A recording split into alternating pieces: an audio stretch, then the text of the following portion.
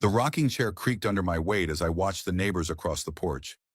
Mrs. Harper was hanging laundry in the backyard, her husband fiddling with the lawnmower, a typical Kannapolis Saturday idyll. I lit a cigarette despite Sandra's disgruntled glances through the kitchen window. She always wrinkled her nose when I smoked on her precious veranda with its white railing and hanging pots of petunias. 3 months had passed since I'd sold the house in Detroit and moved in with Liam. After Dolores's funeral, it had been unbearably empty. Every corner reminded me of her knitting on the couch, her favorite mug on the kitchen table, the smell of her perfume in the bedroom. 43 years we lived in that house. We bought it young, when Liam was a baby. The neighborhood was considered decent then, working families, raising kids, mowing lawns, washing cars on weekends. Liam insisted on moving, said I needed a family close by. Noble intentions, but family smelled faintly of family.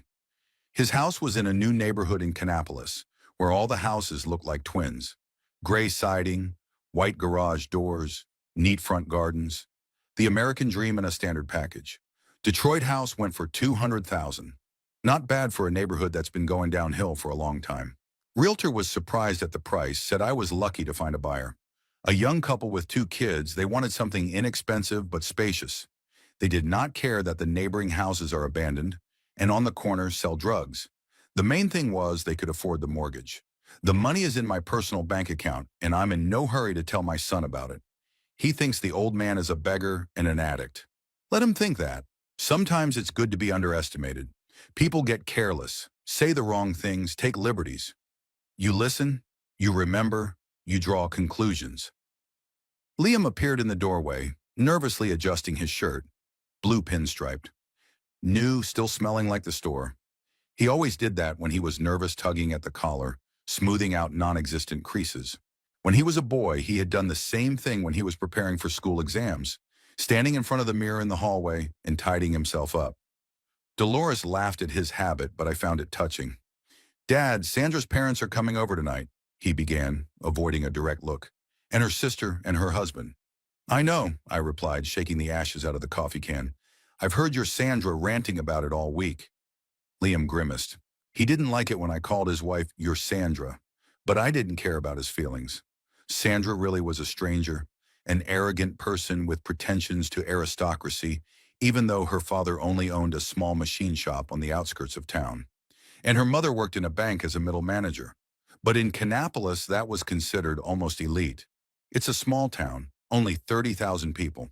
Everybody knows everybody, everybody's heard of each other. The local hierarchy is clear. At the top are doctors, lawyers, business owners, bankers. In the middle are managers, teachers, police officers. At the bottom, laborers, salesmen, drivers. And even lower down, the unemployed and the retired. I had a place of honor at the bottom of the pyramid. "Listen," Liam sat down in a nearby chair, nervously intertwining his fingers. "They're very, how should I put it, conservative people. Robert and Carol place a lot of importance on propriety." I grinned. Decency. I wondered if Robert knew that his precious daughter had been having an affair with Chad Morris for 2 years. Local realtor, by the way, married with 2 teenage kids, lives in a big house on Maple Street. Wife teaches elementary school. Model family, judging by the photos on social media.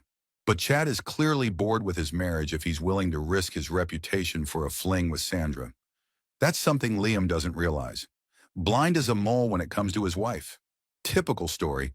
A man so consumed with work and his own problems that he doesn't notice the obvious. Or maybe he just doesn't want to notice. It's easier to think everything's fine than to admit the truth. "What do you want to tell me, son?" I asked, taking a drag on my cigarette. "Maybe we should, you know, keep yourself in line?" He blushed, realizing how that sounded. "It's not that you're badly behaved, it's just that they're not used to people like me?" I finished for him. Liam swallowed. Right. He's embarrassed of his old dad.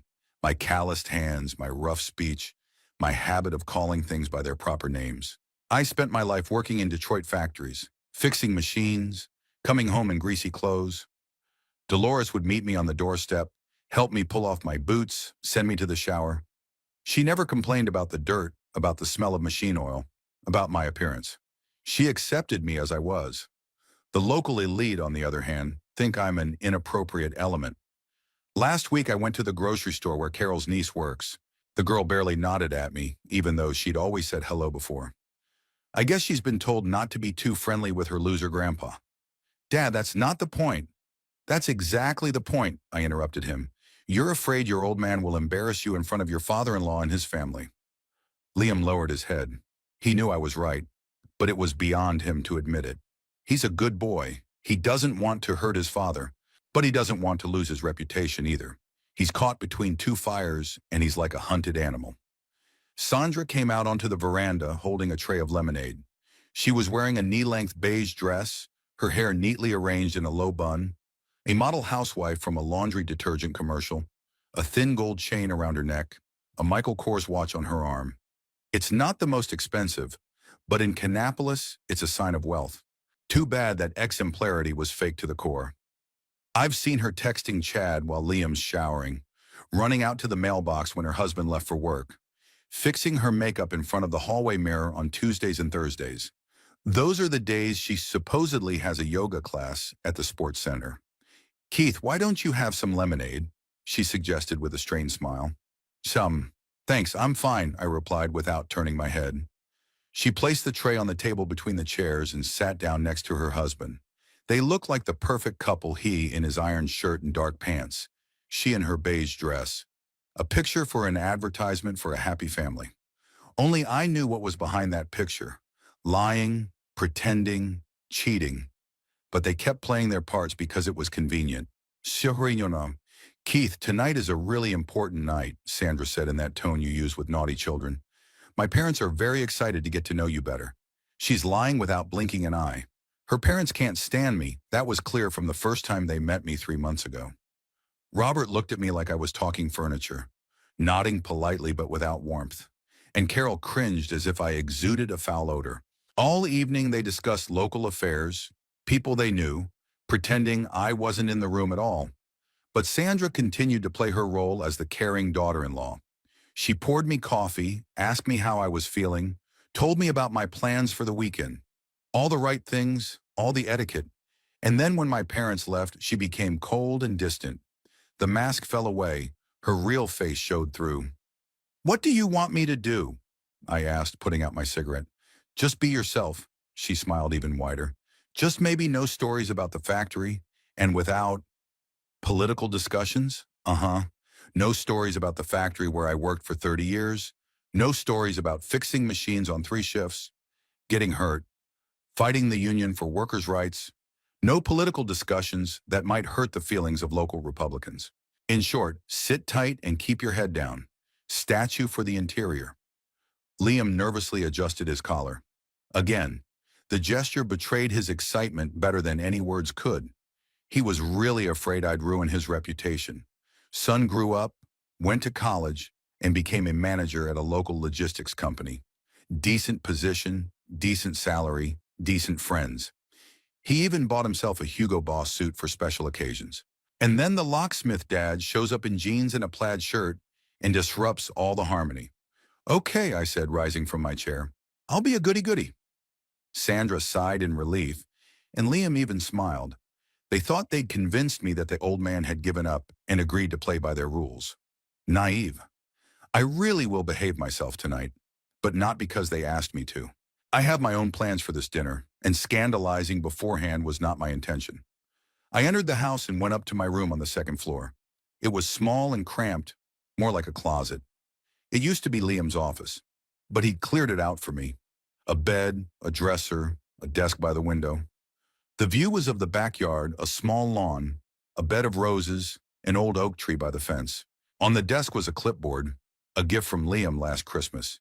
He'd thought the old man would have mastered modern technology for entertainment, games, kiddie videos, social media. I was using the tablet for something more serious. My friend Randy from Detroit was already 74, but he was better with computers than many younger people. He was a former computer programmer at the same plant where I worked as a mechanic, retired from hacking. He said it kept his brain sharp and helped him not to go crazy from boredom. Thanks to him, I learned a lot about my son's family. Randy taught me how to crack passwords, track messages, find deleted files. Turns out people are very careless on the internet. They think no one can see them and they relax. And then they're surprised when their secrets come out. The sound of voices came from downstairs. Liam and Sandra were discussing the menu for the evening, the furniture arrangement, the latest preparations. They were as excited as actors before an opening night, and they didn't realize that the performance would not be at all what they had planned. Saturday began with the clatter of pans in the kitchen. Sandra had gotten up at 7:30 in the morning and immediately set about making preparations. The sounds of her activity echoed throughout the house.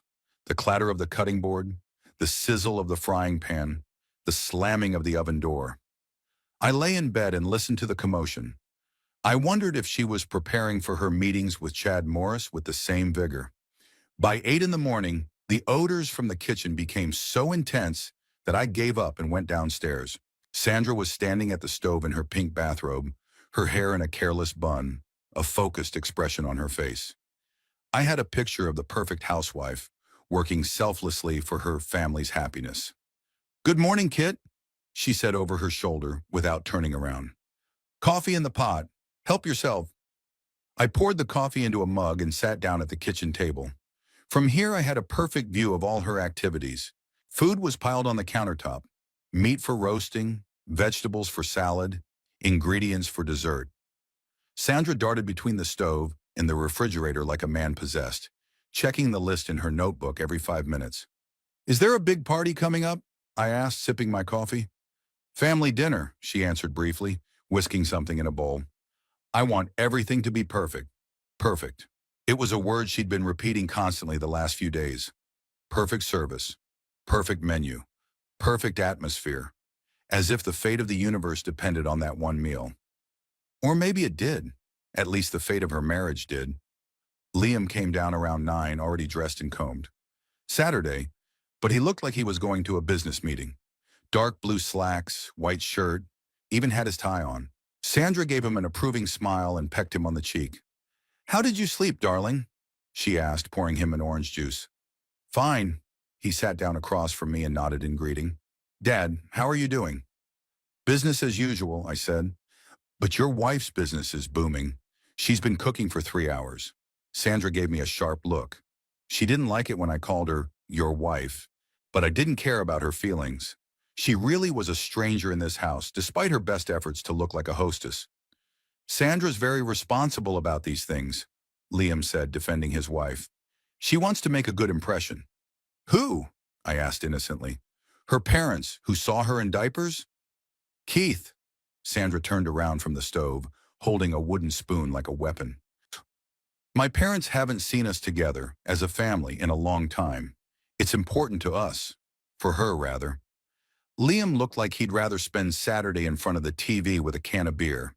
But his wife had decided otherwise, which meant he'd smile at the guests and pretend he was happy to see them.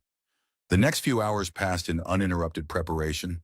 Sandra ran around the house with a rag and a vacuum cleaner, scrubbing the already clean surfaces.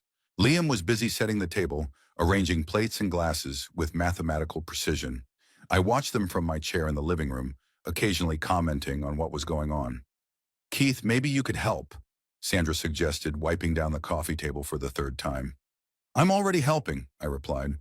"I'm not interrupting your work." She pressed her lips together but didn't say anything. Liam gave me a reproachful look. "You can't do that, Dad. You should be helping your daughter-in-law." But I wasn't going to be a part of the drama. Let her get ready to meet her relatives on her own. By 2 p.m., the house had been transformed beyond recognition. Every surface glistened, fresh flowers stood in vases, and the air was filled with the aromas of food being prepared. Sandra had changed into the same beige dress, put on lipstick, and assumed the pose of a welcoming hostess. Liam checked his appearance in the hallway mirror and adjusted his tie.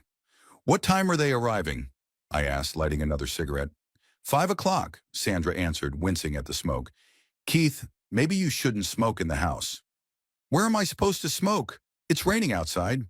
Indeed, in the afternoon, the sky clouded over and a fine fall rain began to drizzle. The drops rattled on the windows, creating a cozy atmosphere of home warmth. But it didn't feel cozy in this house. There was too much tension, too much unspoken. "You can smoke on the veranda," Sandra insisted. There's a roof. I shrugged and went out onto the veranda. The rain really didn't reach under the awning, but it was cool and damp. I settled into the rocking chair and lit a cigarette, looking out at the empty street.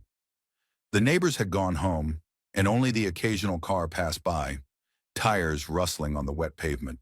Around 4, Liam came out to me with a cup of coffee in his hands. He sat in a nearby chair and stared at the rain in silence for a few minutes. Then he sighed and turned to me. Dad, I know this isn't easy for you, he began gently. New place, new people. But today is a really important day for Sandra and me. What makes it so important?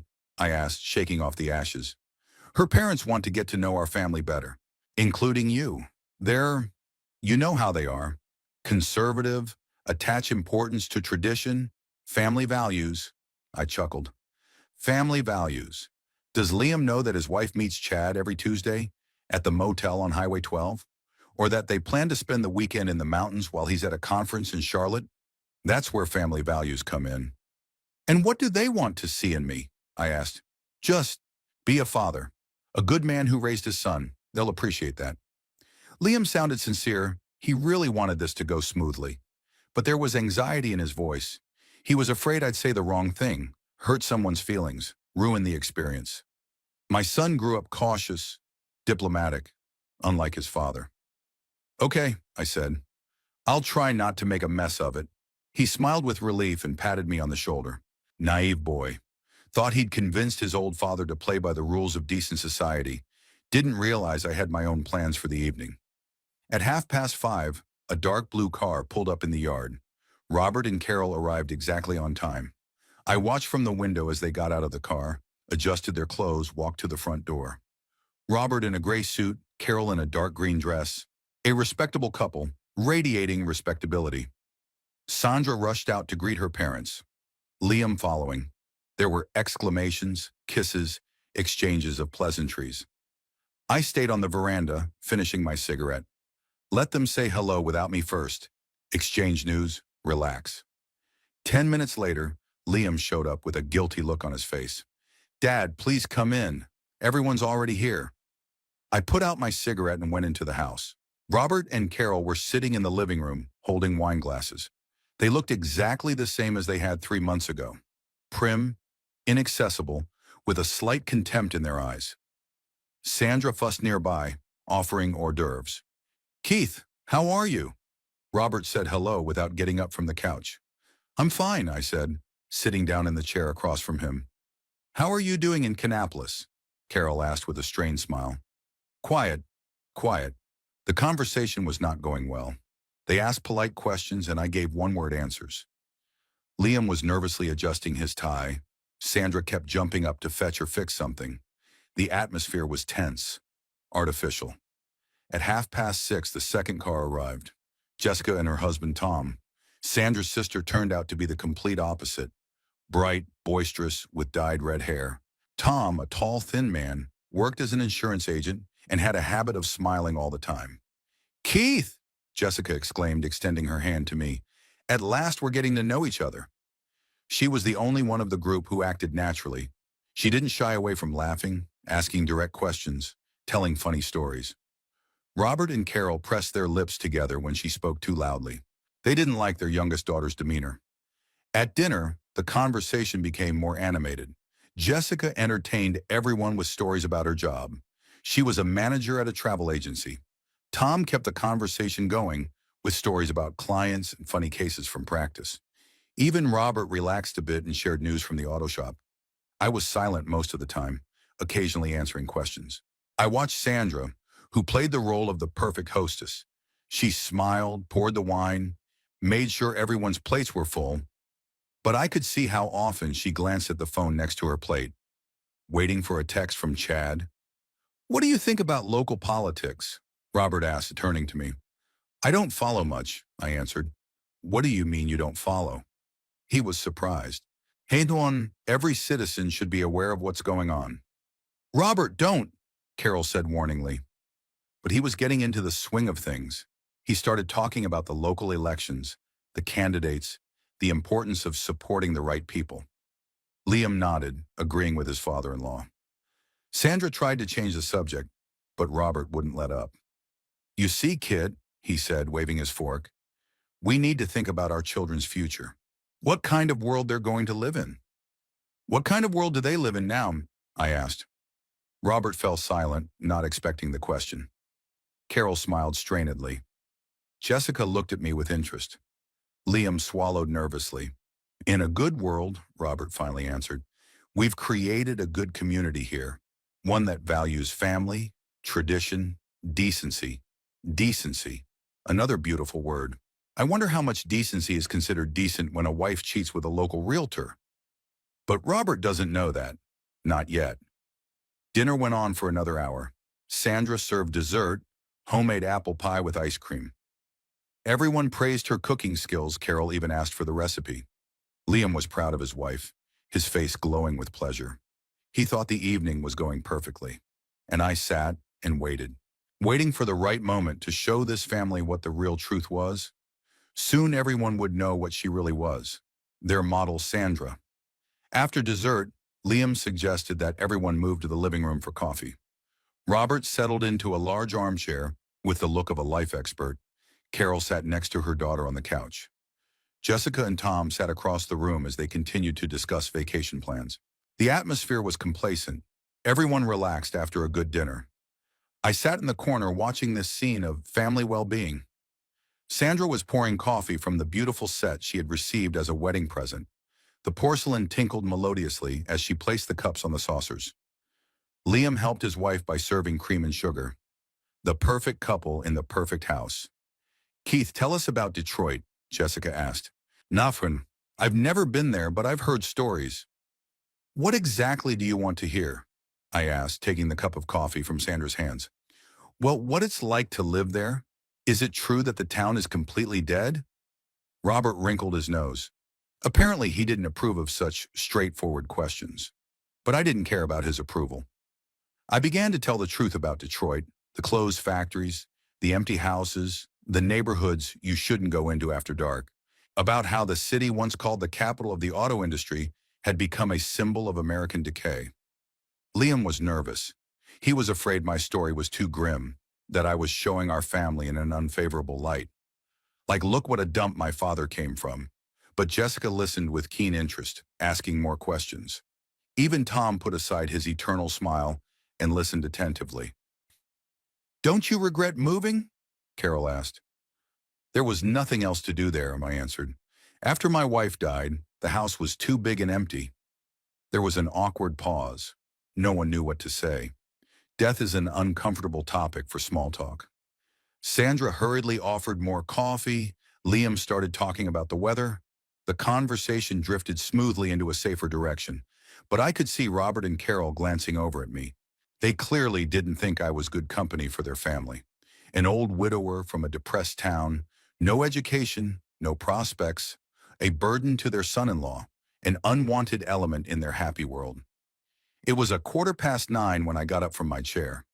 I'm going out on the veranda for a smoke, I announced. Maybe you shouldn't, Liam said quietly. It's still raining. It's okay, it won't melt. I went out on the veranda and lit a cigarette. It was still raining, the drops drumming on the roof of the awning. The air was fresh and cool, with the smell of wet earth and withering leaves. Through the living room window, I could see the company continuing their conversation without me. Robert was saying something, gesturing with his hands. The others listened and nodded. About 10 minutes later, Liam came out behind me. His face was anxious, his lips tightly pressed together. He walked over to the railing and stared at the rain in silence for a few seconds. Then he turned to me. Dad, Robert asked if you could find something to do, he began cautiously. Maybe a retirement club or something. Oh, I said, so the old man's in the way. That's not the point, Liam snapped. It's just that they think it would be good for you to find new friends, interests. Ew, so you don't have to stay at home and spoil your impression of your family. Liam blushed. Gotcha. So the conversation behind my back had already taken place. The father-in-law had expressed his opinion that my presence in the house was undesirable, and the son hadn't defended his father. Look, Liam tried to take my hand, but I pulled away. I realize this doesn't sound good. But they're right about you needing to socialize more with people your own age. Shabber, people my age, I repeated. You mean old people. Not old people. People with similar interests, experiences. He rambled on, realizing that the excuses sounded pathetic. And I looked at my son and saw how he had changed over the years. Once he would have defended his father from any attack. Now he put his father-in-law's opinion above his father's feelings. You know what, I said, putting out my cigarette. Maybe it would be better for them if I disappeared for the evening, so as not to interfere with decent people socializing. Dad, you don't have to do that. What's the right way? I stood up and looked him in the eye. You want me to sit quietly, keep my head down, don't spoil the picture of the perfect family? Don't you? Liam didn't say anything. Couldn't argue because I was telling the truth. He was ashamed of his father in front of his wife's relatives. Ashamed of my appearance, my speech, my past. He wanted me to be different, educated, cultured, suited to his new status. All right, I said calmly. Well, if that's the case, I'll leave and won't bother you. Dad, don't go, Liam said worriedly. They'll think something wrong. What will they think? That we kicked you out or something? It'll look weird. Uh-huh. He wasn't worried about how I felt. He was worried about how it would look from the outside. The son kicked the father out of the house during family dinner. Not good for the reputation. I headed for the door, but Liam blocked my path. Stop, he said firmly. You're not going anywhere. Why not? I wondered.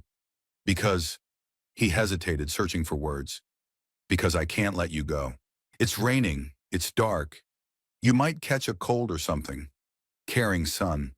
But the concern was ostentatious, for his own peace of mind. He was afraid that if something happened to me, he'd have to answer to Sandra and her relatives. Then what do you suggest? I asked. Liam looked back at the house where the warm light of the living room shone outside the windows. The company was still talking peacefully, unaware of our altercation on the veranda. Then he looked at the garage, which stood in the far corner of the yard. Sit in the garage, he said at last. It's dry, warm, and there's an old chair. You can read magazines or something. In the garage. I couldn't believe my ears. Yeah, Liam avoided my gaze. Just for a couple hours until they leave. Then you'll go back to the house, and everything will be back to normal. So it's come to this. The son suggests the father sit in the garage so he doesn't embarrass the family in front of the guests, like a dog that's being hidden from a visit from the health inspector. And you think that's okay? I asked. Dad, come on. He tried to take my hand. It's temporary, just for a couple hours. And tomorrow we'll discuss everything calmly. I looked at my son carefully. He stood before me as a grown man, but at that moment he looked like a frightened child. He was afraid of scandal, afraid of being judged, afraid of upsetting the delicate balance of his well-being, and he was ready to sacrifice his own father's well-being. Okay, I said, suddenly calm. Liam was surprised at my submission. Really? Really? I'll go to the garage and sit quietly. The relief on his face turned to gratitude. Thanks, Dad. I knew you'd understand. He walked me to the garage, opened the door, turned on the light. It was actually pretty cozy inside. Liam's car stood in the center, tools hung along the walls, and an old chair with worn upholstery stood in the corner. There were magazines and a few paperbacks on a shelf. See? Liam said, looking around the room. It's not bad in here. You can read, think about your own things. Go join the guests, I interrupted him. On. They'll notice you've been gone so long. Yes, of course. He headed for the door, then turned around. Dad, you're not going to, make any noise or anything. What do you mean? Just sit here quietly, he said firmly, and don't try to ruin the evening. With those words, he walked out of the garage and closed the door. I heard the key turn in the lock, so he decided to be safe. Locked my father in the garage like a delinquent child who'd been sent to the corner. I sat down in the chair and looked around. It was quiet, just the rain pounding on the garage roof. From the window in the ceiling, I could see the lighted windows of the house, where the family dinner continues without me. Liam has probably already returned to his guests and attributes my absence to a slight malaise or fatigue. I pull my cell phone out of my pocket and check the time. 20 minutes past 9. I have at least an hour, maybe an hour and a half until the company disperses. Quite enough for what I had in mind. I rose from my chair and walked over to the workbench against the far wall. Liam kept tools, car parts, odds and ends here. Behind a can of bolts, I fumbled for the familiar rectangle of a tablet. I'd stashed it there a week ago, knowing my son rarely looked in this part of the garage. I turned the tablet on and waited for it to load. Randy had taught me the ins and outs of the device. The old programmer turned out to be a great teacher, patiently explaining every step. He said that nowadays you can't get anywhere without computer literacy. He was right. I opened the folder Randy and I had created 2 months ago. It was simply called Sandra and contained everything we could gather about her secret life. Photos taken outside a motel on Route 12, screenshots of correspondence with Chad Morris, bank statements that showed her spending money on gifts for her lover. Randy was a real master of his craft. He hacked into Sandra's cloud storage, accessed her social media, even managed to intercept her messages. Modern people are so careless on the internet. They think no one can see them, and they're being completely open. Here's a picture from last Tuesday. Sandra and Chad enter room 207 of the roadside motel. She's wearing the same red dress she supposedly bought for her yoga class. He's with a bouquet of roses and a bottle of champagne. Romantic date at a cheap motel. And here's last month's correspondence. Chad writes, "Can't wait to see you Thursday." Sandra replies, "I miss you too. Liam is going away on a business trip this weekend. Maybe we can spend time together?" They plan a trip to the mountains, to the same cabin that Chad rents for special occasions. The best part is the bank statements. Sandra regularly withdraws cash from their joint account, officially for groceries and household needs. Actually, it's for gifts for Chad, expensive shirts, watches, even gold cufflinks. She spends her husband's money on her lover and has no qualms about it. I thumbed through the files, refreshing my memory of the details. Randy had done a great job.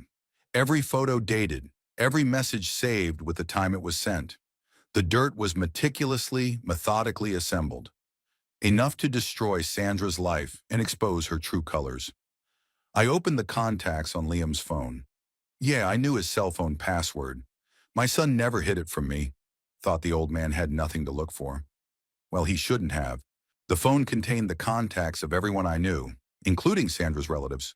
Robert Miller, Daddy, Carol Miller, Mommy, Jessica Hunt, sister, plus a dozen family friends, colleagues, neighbors, all the people Sandra holds dear, all the people who think she's a model wife and mother. Soon they will know the truth.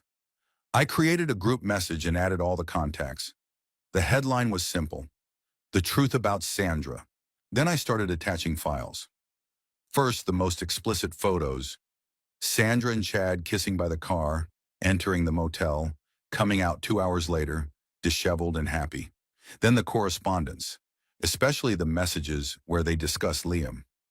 "Your husband is so naive," Chad writes. "Yeah, he doesn't suspect a thing," Sandra replies. "So what do we do next?" "Not change anything for now. I like this life. Cynical, frank, unadorned.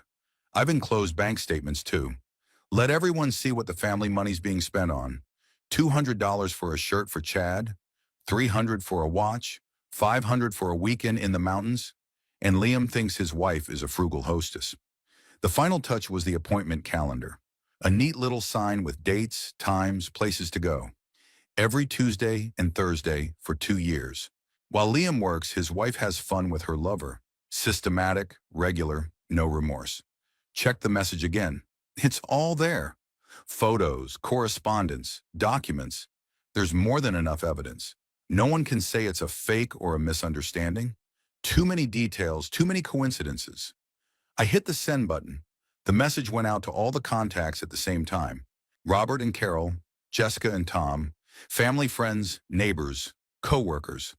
In a few minutes, their entire company would receive a pleasant surprise.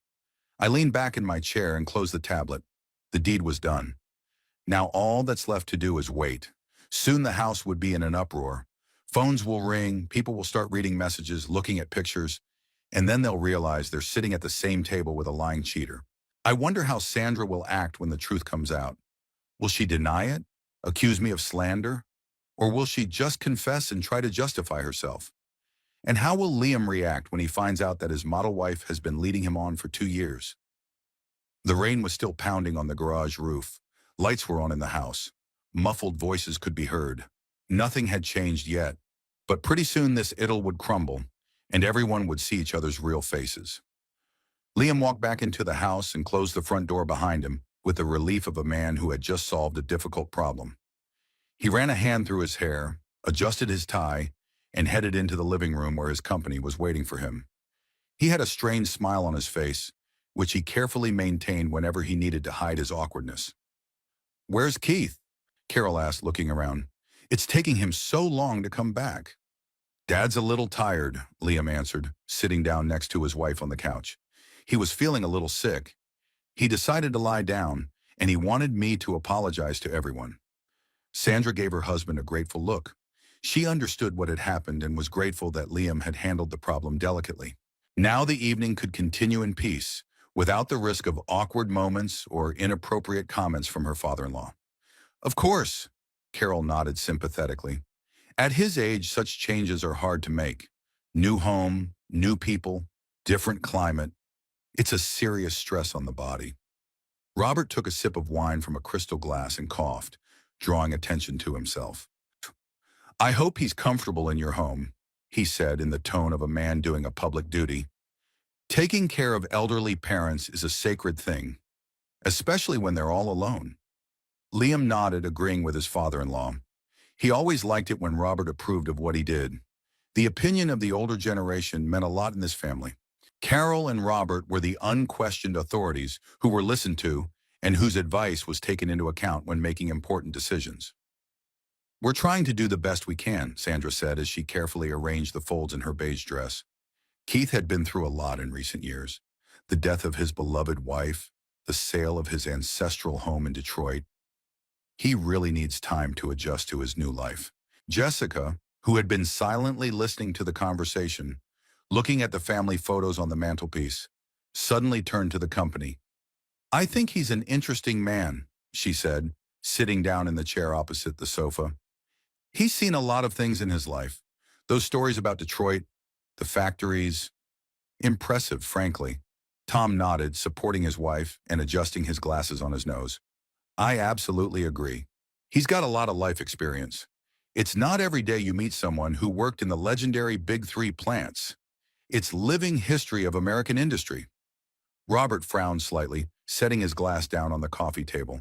He strongly disliked it when the working professions were extolled. It was his profound belief that successful people were those who rose above physical labor, who managed people and processes, not those who stood at a machine with a wrench in their hands. "Experience is experience," he said rather dryly, "but it's important to look to the future and not get stuck in the past all the time, especially at this age." "Dad's absolutely right," Liam agreed hastily, fidgeting with the cuffs of his shirt. "Eshant. Sandra and I talk about this a lot between us. A person always needs new goals, new interests, new perspectives." Carol set aside her porcelain coffee cup and looked at her daughter carefully. "Darling, how are things with Liam in general?" she asked with a motherly concern in her voice. "Work, plans, personal life. We don't see each other much lately. We don't talk much." Sandra literally blossomed from her mother's attention. She loved to talk about her life, especially when the listeners were friendly and ready to listen to every detail. In her voice immediately appeared warm, soulful notes. Her face became alive and expressive. "We're doing just fine, Mom," she said with genuine enthusiasm. "My job at the bank is going great, and I recently got a small but nice promotion. And Liam is doing very well at his logistics company, too." Liam smiled modestly but contentedly. He was always pleased to hear his wife praise him in front of his relatives and acquaintances. It once again confirmed his status of a successful, established man who could adequately provide for his family financially and socially. "And what about personal plans?" Carol continued her cautious inquiries, leaning forward slightly. "When are my father and I going to have grandchildren? We can't wait to be grandparents." Sandra tensed slightly, but masterfully hid her embarrassment behind her usual smile. The question of children was a rather sore subject for her. She and Liam had been trying to have a child for several years now, but so far without success. Doctors unanimously said that from the medical point of view, there are no serious obstacles. You just need to be patient and not to be nervous. We are not in any particular hurry, she said as diplomatically as possible. First, we want to finally get on our feet financially, to create a decent material base for future children. That's exactly the right approach, Robert nodded approvingly. Children are a huge responsibility, a huge expense, and a radical change in life. It's a step that should be taken with the utmost seriousness and deliberation. Jessica snorted quietly, covering her mouth with her hand. My God, you sound like you're starting a major corporation, she said with an ill-concealed chuckle. Not a normal human family with children and joys. Carol looked at her youngest daughter sternly, pressing her lips together. She strongly disliked such frivolous, non-serious comments about family planning. In their conservative family, starting a family and raising children were taken very seriously and responsibly. Jessica is certainly right that not everything in life can be calculated and planned in advance, Tom said softly but firmly, adjusting his tie. Sometimes life itself tells you the right time to make the right moves. Liam adjusted his shirt collar, his usual gesture in moments of nervousness.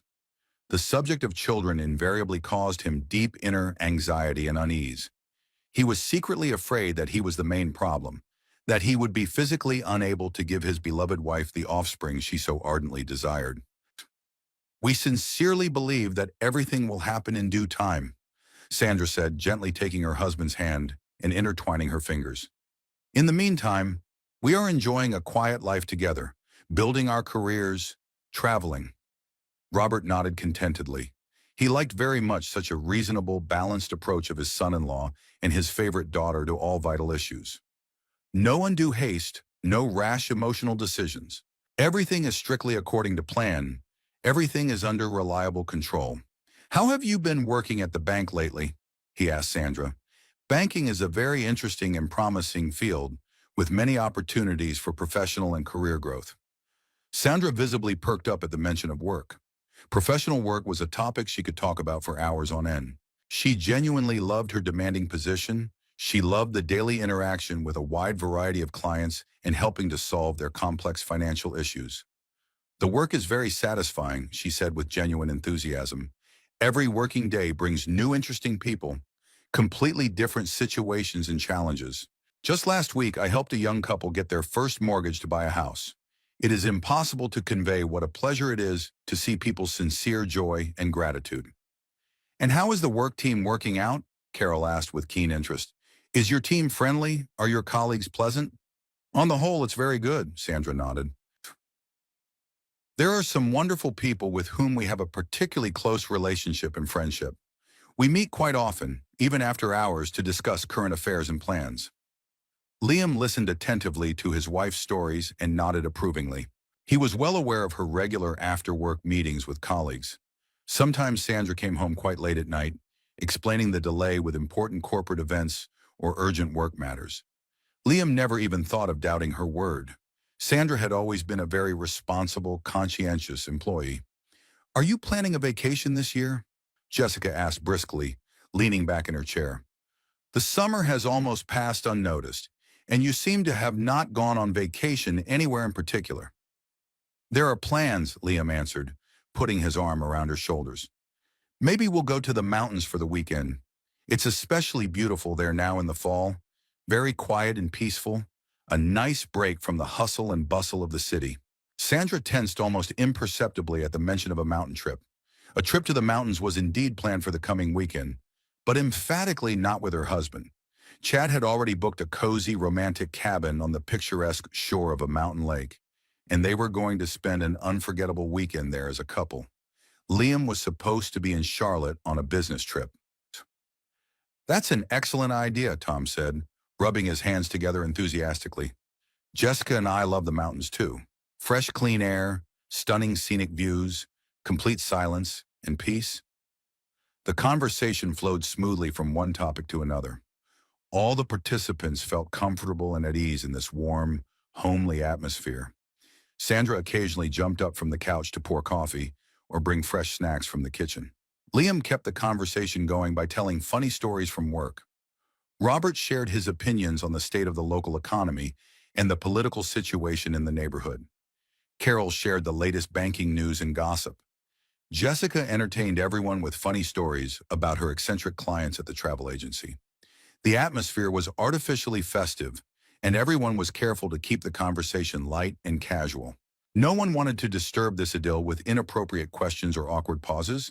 Keith's absence was even beneficial. Everyone felt more relaxed, without fear of sharp comments or inappropriate remarks from the older man. The first phone rang at 23 minutes past 9. The sharp sound of the melody cut through the cozy atmosphere of the living room, causing everyone to turn around. Carol fumbled for her smartphone in the small black purse that lay beside her on the couch. "Excuse me," she said, looking at the screen. "That's odd. Someone sent a text. Usually no one texts me in the evening." She swiped her finger across the screen, opening the incoming message. Her face changed instantly. The blush disappeared, her eyes widened, her mouth dropped open in amazement. Carol stared at the display as if she couldn't believe what she was seeing. "Alloy, sir." "What is it, dear?" Robert asked worriedly, leaning toward his wife. "Is it bad news?" Carol silently held out the phone to him with a trembling hand. Robert took the device and looked at the screen. His face immediately petrified, his eyebrows furrowed, his lips pressed into a thin line. He silently scrolled through the images with his finger, his breathing getting heavier and heavier. "Jesus Christ," he whispered, not taking his eyes off the screen. At that moment, Jessica's cell phone rang. She cheerfully reached for her bright red purse, but when she opened the message, her face contorted with shock. "What the hell?" she exclaimed louder than she should have. "Tom, look at this right now." Tom took the phone from his wife and scrutinized the contents of the message.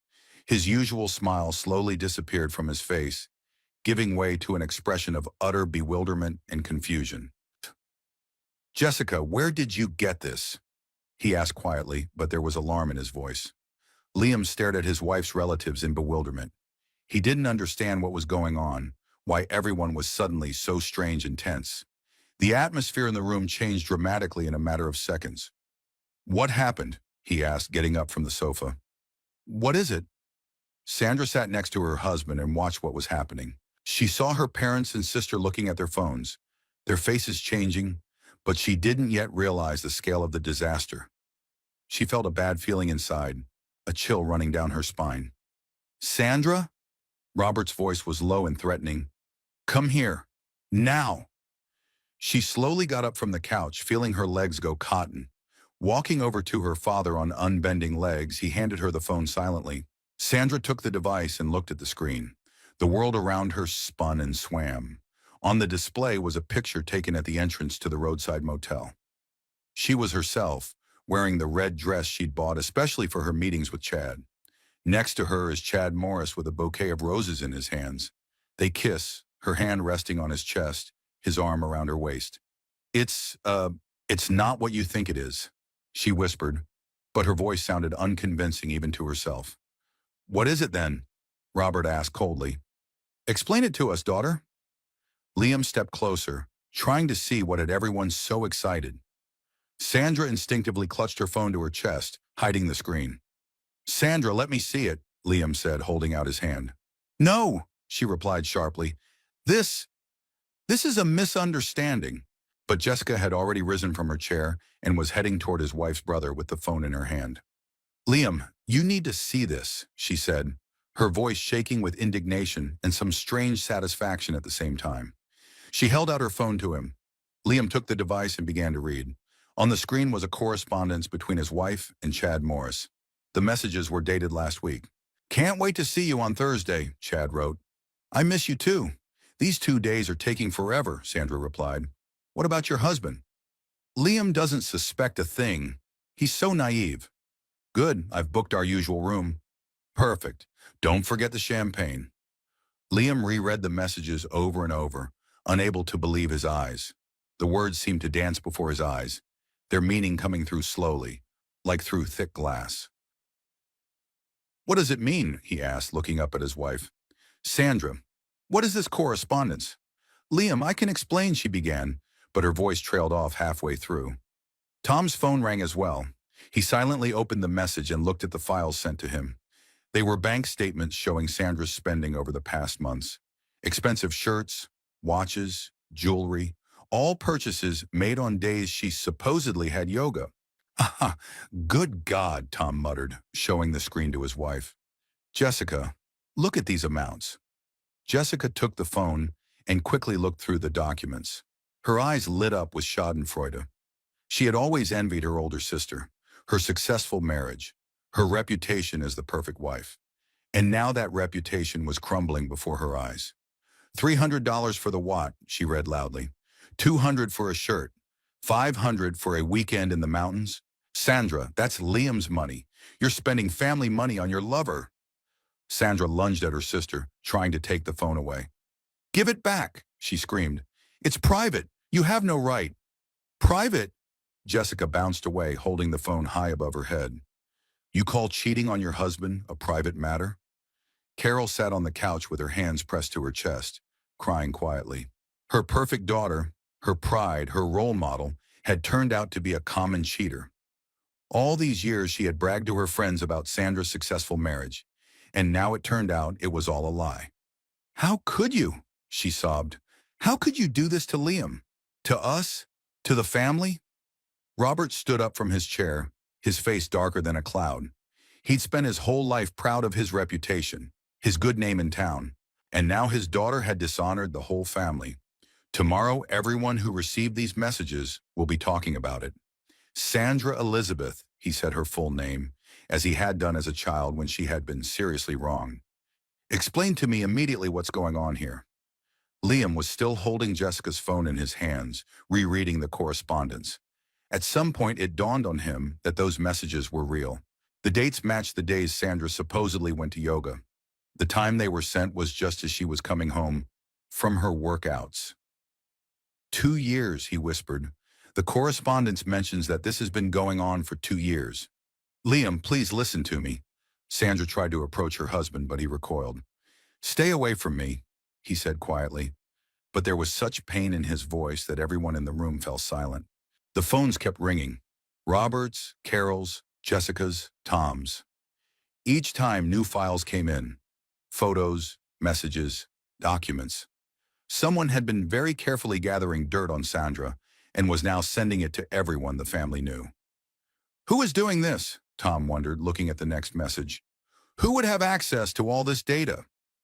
"It doesn't matter who," Robert said sharply. "What matters is that it's all true. I can see in my daughter's face that it's true." Sandra was rushing around the room trying to take everyone's phones away.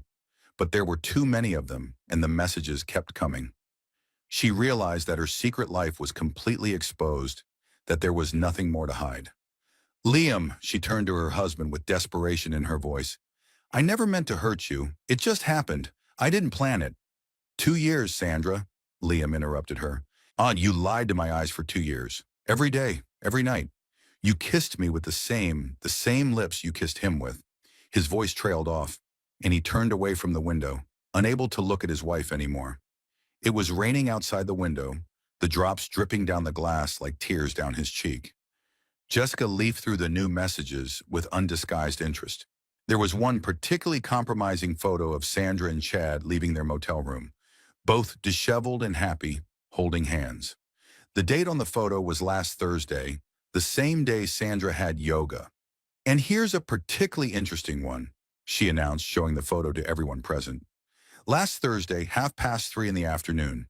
Sandra, didn't you say you were at yoga until 4? Sandra sank down on the couch, covering her face with her hands. She could no longer deny the obvious. The evidence was too much, too detailed and too precise. "Yes," she said quietly. "Yes, it's true. I'm seeing Chad." There was a heavy silence. Even Jessica fell silent, stunned by her sister's frank confession.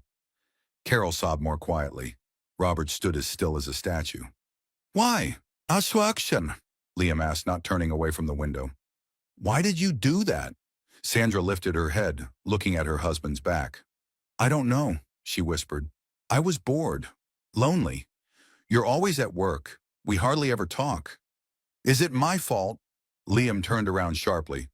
"You've been cheating on me for 2 years, spending our money on a lover, and it's my fault?" The phones kept ringing and ringing. Each new signal was like a whiplash. Sandra realized that by morning the whole town would know about her cheating, her reputation, her career, her life, all ruined in one evening. Robert rose slowly from his chair, his movements heavy and determined. His face had turned a crimson hue, the veins on his temples bulging with anger. He walked over to his daughter, who was still sitting on the couch with her head down, and stood to his full height in front of her. Shakun, Sandra Elizabeth Miller, he said slowly and clearly, as if each word hurt him physically. You have dishonored our family. You've trampled on the good name we've spent decades building. His voice shook with restrained rage. Robert had been proud of his reputation in Kannapolis all his life. He was a respected auto repair shop owner, an honest businessman, a model family man. His family was held up as an example to others, and now his daughter had turned it all into a laughingstock. "Daddy, please," Sandra began, but he interrupted her abruptly. "Shut up!" he shouted so loudly that everyone flinched. "You forfeited your right to an explanation. 2 years. 2 years you've been leading not only your husband around, but all of us." Carol sat on the couch, holding a handkerchief wet with tears to her face. Her shoulders shook with sobs. A woman who had spent a lifetime watching her appearance and behavior now looked broken and aged 10 years in one evening. "How could you do this?" she sobbed through her tears. "I raised you to be a decent girl. I taught you family values. And you... She couldn't finish. A new wave of sobs came over her head. Carol imagined how tomorrow at work at the bank, everyone would look at her with a special look. How the neighbors would murmur behind her back. How her friends would shake their heads sympathetically, secretly gloating. Jessica stood by the fireplace with the phone in her hand, her eyes burning with unconcealed triumph. All her life she had envied her older sister, her beauty, her successful marriage, her reputation as a model wife. Her parents had always held Sandra up as an example, comparing Jessica to her, not in Jessica's favor. "You know what, Sandra," she said with a venomous smile, "I always felt there was something wrong with you. You were too perfect, too right, and now the truth is out." "Jessica!" Carol shouted sternly at her. "This is not the time for this kind of talk." "When is it?" Jessica objected, clearly enjoying the situation. "When else can we tell the truth about our dear model sister?" Liam was still standing at the window with his back to the room. His shoulders were tense, his hands clenched into fists. He was silent, but everyone could see how hard it was for him to keep silent. Every now and then he flinched as if he'd been struck. "Liam," Sandra called to him gently, "please turn around. Look at me." He turned around slowly. His face was pale, his eyes red from holding back tears. When he looked at his wife, his gaze was filled with pain, disappointment, and something else. Total incomprehension. "Why?" he asked quietly. "Just tell me why. What were you missing?" Sandra raised her head, met his gaze. There was confusion in her eyes, fear, but not remorse. "Yeah, I was bored," she began uncertainly. "You're always at work. We hardly talk. We don't spend time together." "Bored?" Liam interjected, a metallic note in his voice. "You were bored, so you decided to fuck Chad Morris in a cheap motel?" Carol aghast at the crudeness of her son-in-law's words, but no one paid attention. Robert only clenched his jaw tighter, and Jessica smirked openly. "Liam, don't say that," Sandra asked. "What do you mean?" He took a step toward her. "What do you call what you've been doing for 2 years? Yoga? Extra classes at the gym?" Tom, who had been silent in the corner until then, coughed awkwardly and moved closer to his wife. "Jessica, maybe we should leave," he suggested quietly. "Leave them to sort themselves out as a family."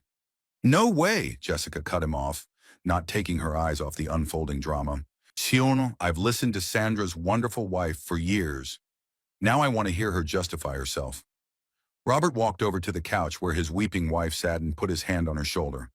"Carol, get your things together. We're leaving." "Dad, wait!" Sandra jumped up from the couch. "Don't leave like that. Let's talk calmly. We'll talk about everything." "What's there to talk about?" Robert shouted. "About how you spent your husband's money on your lover? How you lied to our faces? How you turned our family dinners into a farce?" He headed toward the hallway, Carol rising to follow him. The woman walked unsteadily, as if her legs were unsteady. At the coat rack, she stopped and turned to her daughter. "Sandra," she said in a broken voice, I don't know what we did wrong, where we went wrong in your upbringing. Mom, it's not your fault. Sandra rushed toward her mother, but Carol recoiled. Don't come near me, she said firmly. Not now. I need time to process all this. Robert was putting on his coat, his movements sharp, angry. He tossed the scarf over his shoulder and turned to his son-in-law. Liam, I'm sorry. I'm truly sorry.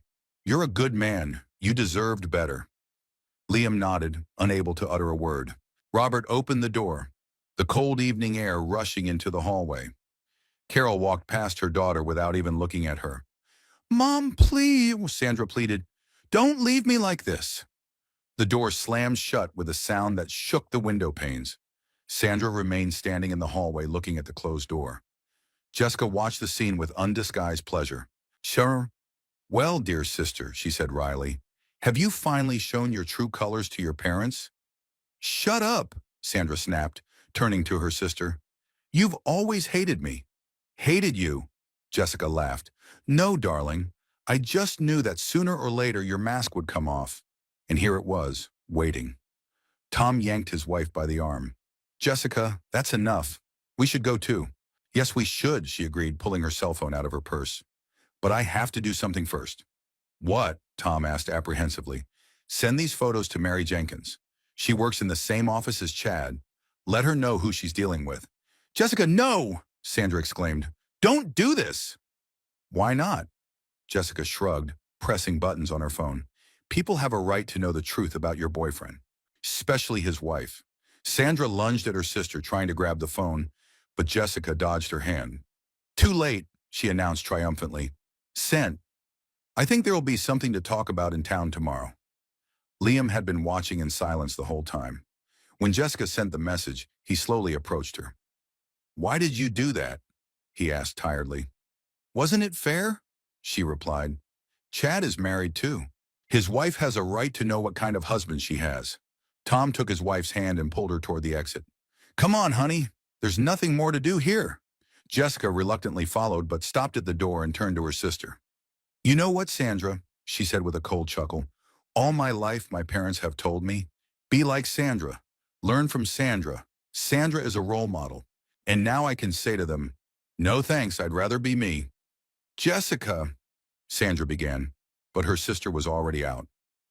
Tom followed his wife, casting her an apologetic glance in farewell. The door slammed shut again, leaving an oppressive silence in the house. Sandra stood in the hallway, wrapping her arms around herself. Liam walked past her into the living room without looking in her direction.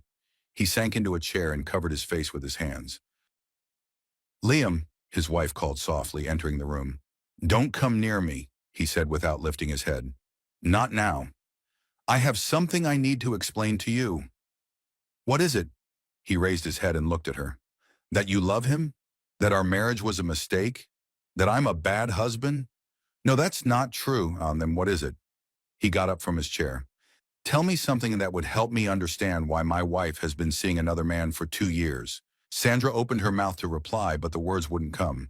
She realized that any explanation would sound pathetic and unconvincing. There were no words that could justify what she was doing. I didn't plan for this to happen, she finally said. It just happened. Happened? Liam interjected. 2 years isn't an accident, Sandra. It's a choice. Your choice. He headed toward the stairs leading to the second floor. Where are you going? She asked. To pack, he answered without turning around. I can't be in the same house with you anymore. Liam, wait. She ran after him. We can talk this through, find a solution. He stopped on the first step and turned to her. What solution, Sandra? Do you want me to forgive you for 2 years of lying? You want me to pretend it never happened? I'm ready to break up with Chad, she exclaimed desperately. I'll never see him again. Liam laughed bitterly. What if this scandal hadn't happened today? If no one had found out, would you have confessed to me yourself? Sandra was silent. They both knew the answer to that question. Exactly, Liam said and walked up the stairs. The house was silent, broken only by the sound of rain outside the windows and the muffled sound of footsteps on the second floor. Sandra sat on the sofa in the empty living room and for the first time all evening allowed herself to cry. The rain pounded on the garage roof monotonously and soothingly. I sat in an old chair with shabby upholstery and waited. The tablet lay on the workbench. The screen dimmed long ago. The deed was done, the files had been sent, and now all that was left was to watch the consequences. From time to time, muffled voices came from the house, but it was impossible to make out the words. At 10:15, the voices grew louder. Then I heard the front door slam once, then again. So the guests were starting to leave. I wondered how quickly it had all fallen apart. Had Liam planned for the evening to end this way when he'd locked me in here an hour ago? I rose from my chair and walked over to the small window in the ceiling. From here I could see the lighted windows of the house, the silhouettes of the people inside. Some walked back and forth across the living room. Others stood motionless. The family idol had cracked, and now everyone was reaping the benefits. About 10 minutes after the second slamming of the door, I heard quick footsteps on the driveway. Someone was running toward the garage, ignoring the rain. The steps were uneven, hurried. The key turned in the lock with such force that it creaked. The door swung open, and Liam burst into the garage. He was wet, disheveled, breathing hard like he'd run a marathon. His shirt stuck to his body, his hair tangled. There was panic on his face, his eyes darting from side to side. "Dad!" he exclaimed when he saw me at the window. "Thank God you're here." "Where else would I be?" I answered calmly. "You locked me in."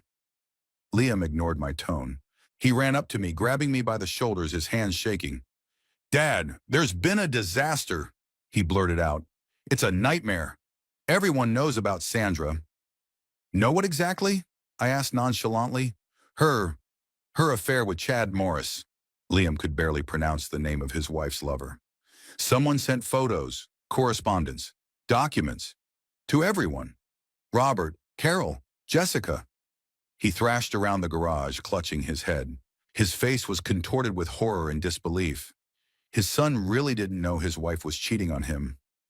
Naive beyond belief. "And then what happened?" I asked, taking a pack of cigarettes out of my pocket. "They left. They're all gone." Liam stopped in front of me. Robert was yelling at Sandra. Carol was crying. Jessica, she was even cheering. Can you believe it? I lit a cigarette, took a drag. So she was happy. Of course, the little sister finally got a chance to take it out on the big sister. I've waited my whole life for a moment like this. "What about Sandra?" I asked. "Did she confess?" "Yes." Liam clenched his fists. "She didn't admit it at first, but then she did. She said she'd been seeing him for 2 years. 2 years, Dad? How could she?" Tears rolled down his cheeks. A grown man crying like a child whose favorite toy had been broken. I almost felt sorry for him. Almost. "What are you going to do now?" I asked. "I don't know." He clutched his head. "I don't know. Everything fell apart in one night. My family, my reputation, everything." "Family," I grinned. "What kind of family was it if your wife cheated on you for 2 years?" Liam looked at me in surprise. I guess he hadn't expected such a reaction from his father. He thought I was going to comfort him, pity him, tell him everything would work out. "Dad, you don't understand," he began. "This is a disaster. Tomorrow the whole town will know about this. It's going to affect my career too." "Your career?" I questioned him. "Shouldn't it affect your wife?" "Her too, of course, but you're more worried about what people will say," I finished for him. Liam stopped talking. He realized I was right. He was more concerned about his own reputation than betraying his wife. Typical. "Dad, who could have done it?" he suddenly asked. "I don't know. Who would have access to all this material? Photographs, correspondence, bank records." I took a drag on my cigarette, looking at my son. He stood in front of me, wet, disheveled, eyes reddened with tears.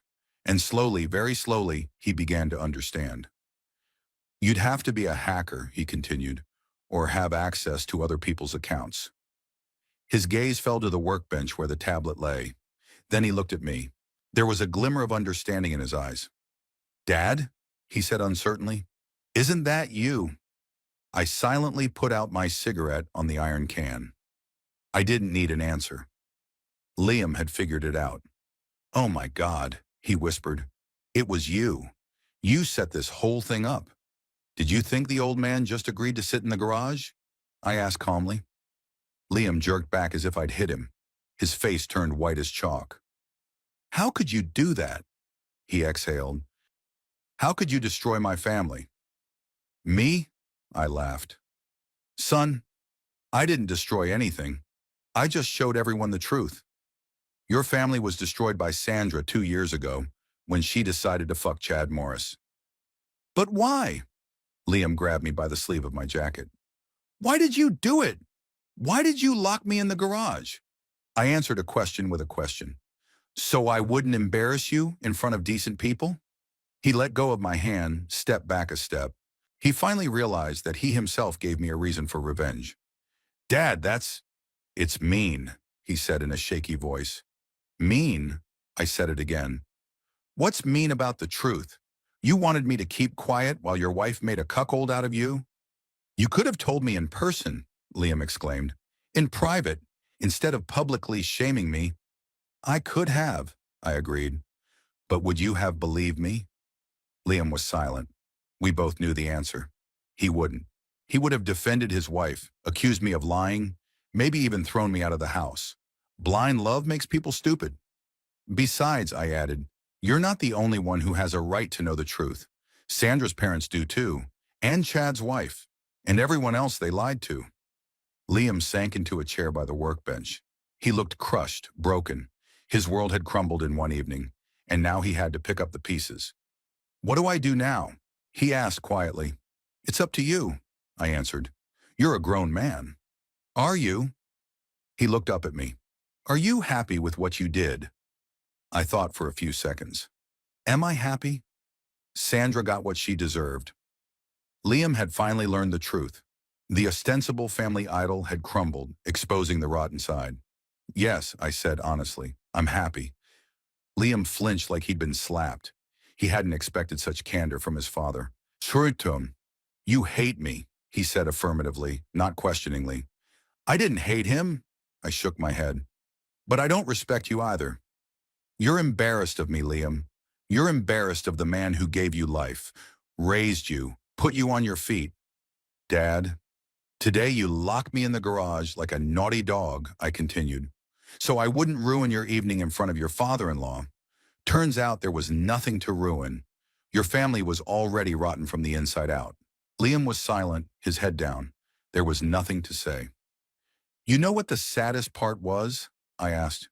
You care more about what people think than you do about your wife cheating on you. Your reputation is more important to you than the truth. That's not true, he objected weakly. Yes, I said firmly. You were afraid I'd say the wrong thing all night. And there was something to say. Not to me, but to your precious Sandra. From inside the house came the sounds of an argument. Sandra was screaming, her voice breaking into high notes. Then the door slammed. The car started, engine roaring, drove off. Liam flinched at every sound. Was that Sandra driving away? He asked. Looks like it, I answered. Probably to her sisters. Or Chad. Though I doubt Chad would accept her after a scandal like that. Dad, stop it, Liam asked tiredly. That's enough. I shrugged. Really, that was enough. Mission accomplished, goal achieved. The ostensible family idol had crumbled, and everyone had seen the truth. Now everyone will reap what they sow. Let's go inside, I said, heading for the door. You're soaking wet. Liam got up and followed. We walked out of the garage into the rain. The drops hit my face, cold and sharp. The house was lit up but seemed empty. No one was visible in the living room windows. Where's Sandra? Liam asked, stopping on the porch. I told you she left, I said, pulling out my keys. Does she have keys to the house? She does, but I don't think she'll be back tonight. We went inside. The living room was a mess. Overturned glasses, napkins on the floor, uneaten food on plates, traces of a family holiday party that had turned into a disaster. Liam walked through to the living room and sank into a chair. He looked at the mayhem around him, but didn't seem to see it. His thoughts were far away. What's going to happen now? He asked, speaking more to himself than to me. It will be what it will be, I answered philosophically. Life goes on, son, even after such shocks. And how will I show up at work tomorrow? He looked at me. Everyone will know. Jessica will probably tell everyone. So, I asked, are you ashamed that your wife cheated on you? It's her shame, not yours. but people will be watching, whispering. Let them watch, I shrugged, and then they'll find a new topic for gossip. They always do. Liam covered his face with his hands. His shoulders were shaking. He was crying, I guess. I felt sorry for him, but not really. It was his own fault for what had happened. If he hadn't been embarrassed of his dad, if he hadn't locked me in the garage, things might have gone differently. No, it wouldn't. It still wouldn't have. Sandra would still be a cheater, and Liam would still be a cuckold. I was just speeding up the process of exposure. Dad, Liam said without raising his head, you do realize that it's over between us now, right? What's over? I clarified. We can't live in the same house after this. We can't. I nodded. I'd expected that to happen. I understand, I said calmly. What do you suggest? I don't know yet. I need time to think it over. You have time, I agreed, and I have money. Liam raised his head, looked at me. What money? From the sale of the house in Detroit? 200,000. Enough for a place of my own. His eyes widened in surprise. You didn't say. Why would I? I grinned. You thought the old man was destitute and dependent. Let him think that. Liam was silent, digesting this information. So his father wasn't as helpless as he seemed. Not such a burden on the family.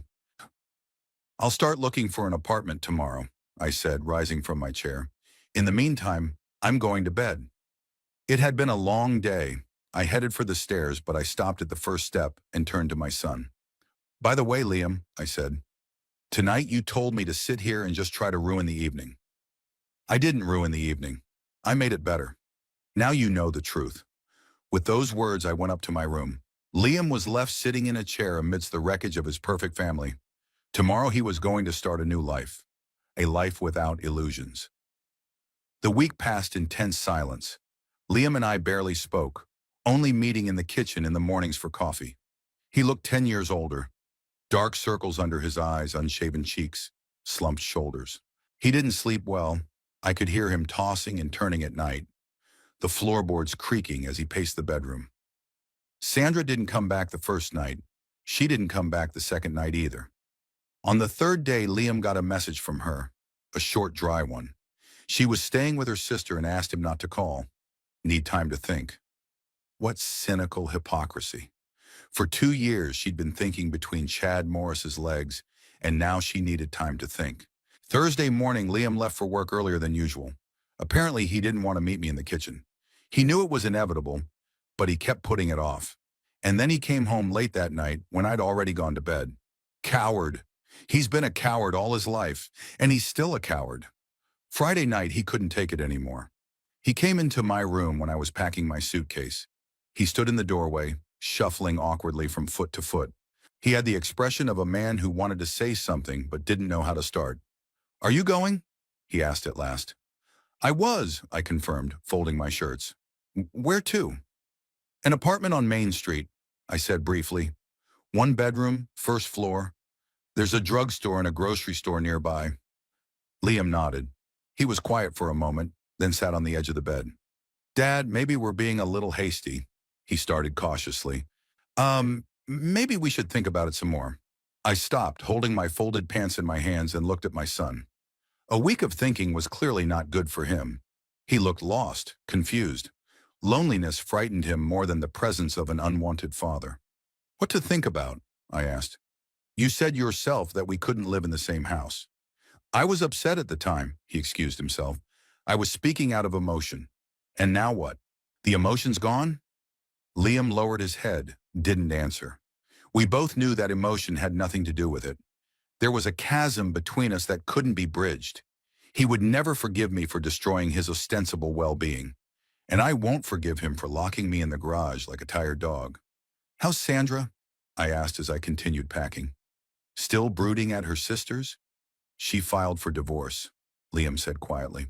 I wasn't surprised. I'd expected it to happen. There was no point in pretending anymore when the cards were out in the open. What's she asking for?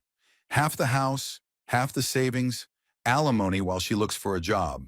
Generous girl, I grinned. And she lost her job? She was asked to quit. After that scandal. Liam clenched his fists. The whole town knows.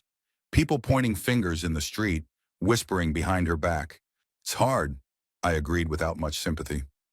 Dad, Liam looked up at me, eyes full of pain.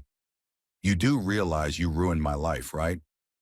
I stopped, straightened up, and looked at my son carefully. He was sitting on my bed, hunched over, blaming me for ruining his life, one that his own wife had ruined 2 years ago. Ruined? I interjected. Interesting point of view.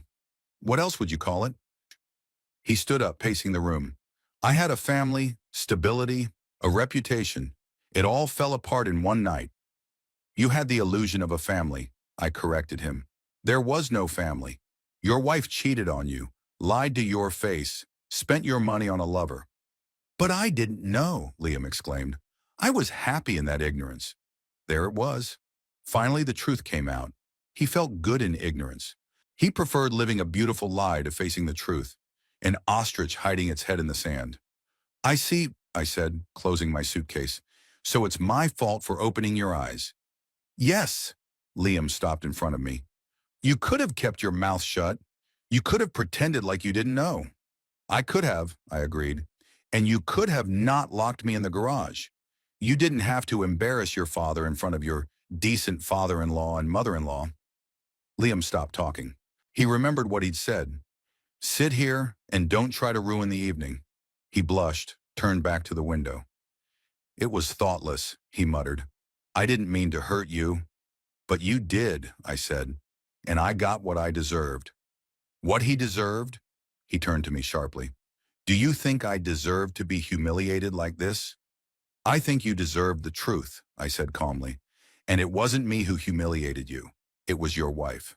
Liam sank back onto the bed, covering his face with his hands. His shoulders were shaking. A 40-year-old man crying like a hurt child. It was pathetic. What am I supposed to do now? He asked through his fingers. How do I go on living? The way all divorced men live, I answered. Work, pay alimony, look for a new wife, if you're lucky. And if you're not lucky, you live alone. That's not bad either. I took my suitcase, put it by the door. I'm done packing, it's time to leave. A new apartment awaits, a new life begins. At 72, I'm a free man again. Dad, Liam called out to me as I headed for the door. Are we going to see each other again? I stopped without turning around. Kannapolis is a small town, I said. We'll probably cross paths at the store or on the street. That's not what I mean, he said quietly. I'm talking about whether we'll communicate, like father and son. That's a good question, like father and son, after everything that's happened between us, after he locked me in the garage, after I ruined his ostensible happiness. I don't know, I answered honestly. We'll see. Dad, but you're my dad, he sounded desperate. The only family I have left. Family. There's that word again. He lost one family and now he's clinging to another. He's afraid of being all alone. I see. But it's too late. Some words can't be taken back. Some actions can't be undone. When you locked me in the garage, I said, still not turning around, did you think about me being your father? Liam didn't answer, because the answer was obvious. I hadn't. At that moment, I was just a nuisance to him, an inconvenience to be put away. Neither am I thinking right now, I added, and left the room. I went downstairs and put my suitcase in the hallway. Liam didn't follow me. He stayed upstairs. Maybe he was crying. Maybe he was just sitting there staring out the window. I didn't care. I pulled out my cell phone, called a cab. The driver said he'd be there in 10 minutes. I sat down in a chair in the living room and waited. I could still smell the odor of that ill-fated dinner a week ago. The aroma of roast meat, red wine, family prosperity. It was all in the past now. There were family photos on the coffee table. Liam and Sandra at their wedding, young, beautiful, happy. He in a black suit, she in a white dress. Sincere smiles, loving looks. Who would have thought then that in a few years all this would turn out to be a lie and betrayal? Another picture is of the three of us at Sandra's birthday party last year. I'm in the center, flanked by the newlyweds, all smiling for the camera. The perfect three-generation family. A sham, as it turns out. A fake picture for social media. I took this picture, took a good look at it. It makes me look content, even happy. I didn't know about my sister-in-law's meanness back then. I believed in the strength of the family bond. Naive old man. A cab stopped outside the window. The driver honked, letting me know of his arrival. I got up, took my suitcase, headed for the door. I stopped on the threshold, turned around. Liam was standing on the stairs holding on to the railing. His face was crying, his hair disheveled. He looked at me with the expression of a lost child. "Dad," he said quietly, "what if I apologize to you? For that night, for the garage, for everything?" I looked at my son, weighing his words. Forgiveness. It's a beautiful word. But what would it change? Will it restore our trust? Will it erase the hurt? Forgiveness isn't enough, I finally said. You need respect. And you don't respect me, Liam. You're embarrassed. You think I'm an inappropriate element. That's not true, he said weakly. Yes, I said firmly. And that's why it's better for us to live separately. The driver honked again, impatiently. I opened the door, stepped onto the porch. The cold air hit my face, reminding me that a new life was beginning. "Dad!" Liam called out to me. I didn't turn around. I walked to the cab, sat in the back seat, gave the driver my address. The car started and I didn't look out the back window. I didn't want to see my son standing on the porch watching me. "How far are we going?" The driver, an older man with a gray beard, asked. "Main Street," I answered. "Number 247. "Oh, I know that house. Nice place. Quiet.